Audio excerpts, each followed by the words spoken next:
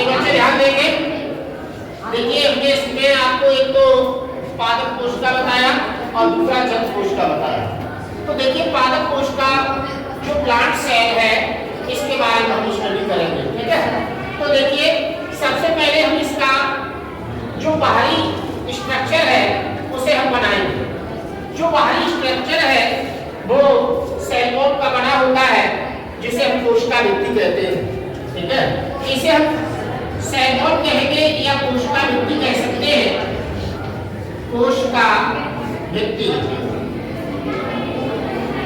ये आपकी जो सेल वॉल होती है वो आपकी सेल वॉल की बनी होती है और निर्जीव भित्ति होती है।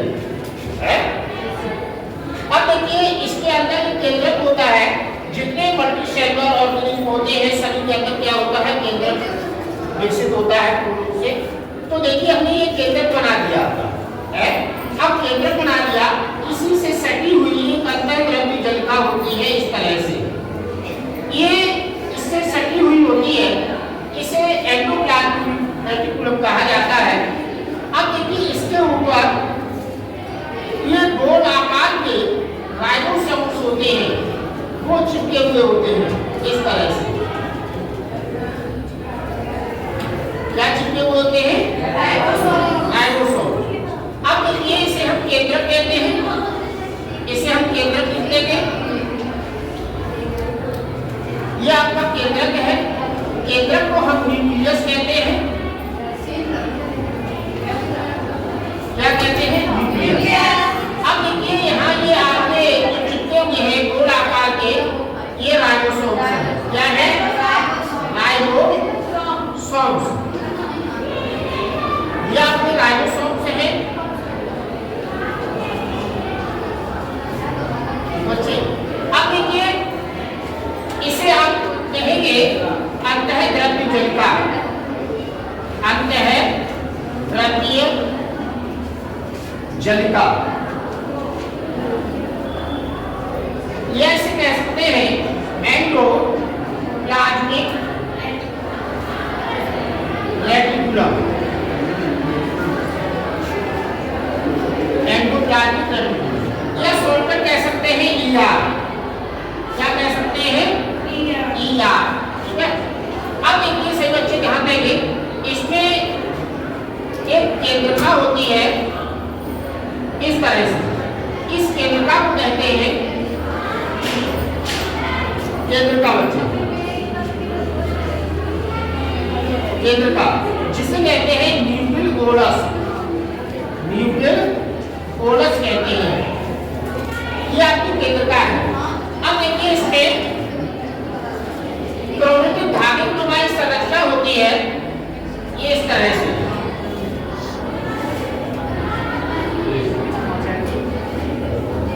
क्रोमैटिक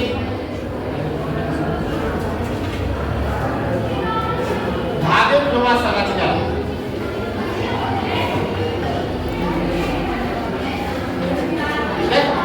अब देखिए इसमें गोल्गी बॉडी होती है या इसे गोल्गी काय भी कह सकते हैं।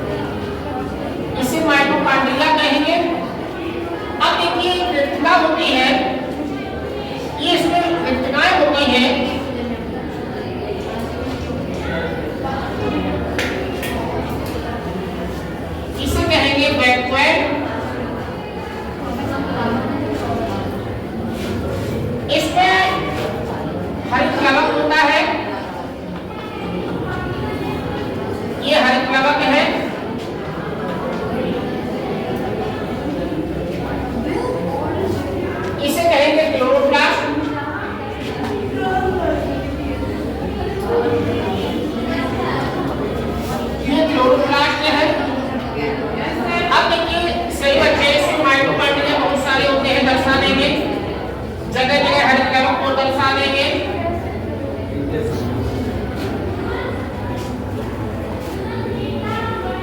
इस तरह से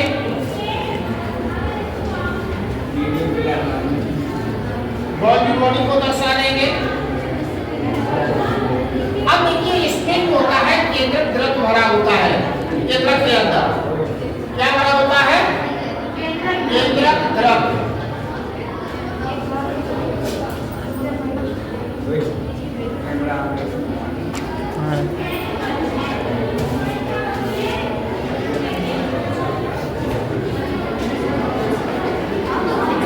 जिसे कहते हैं।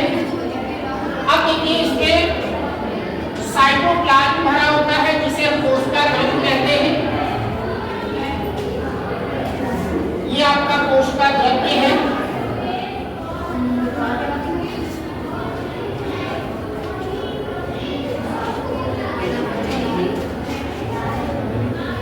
साइटोप्लाज्म कहेंगे। देखिए इस प्रकार से ये जो प्लांट सेल होता है आपका, ये एक मल्टी सेलर ऑर्गेनिज्म के अंतर्गत आता है, बहुकोष की जीव के अंतर्गत आता है। तो इसमें जितने इंटरनल कोशिकांग होते हैं उसके बारे में स्टडी करेंगे। ठीक है। अब देखिए सही बच्चे ध्यान देंगे, इसमें जो माइटोकॉन्ड्रिया होती है वो ऊर्जा का उत्पादन करती है। ठीक है।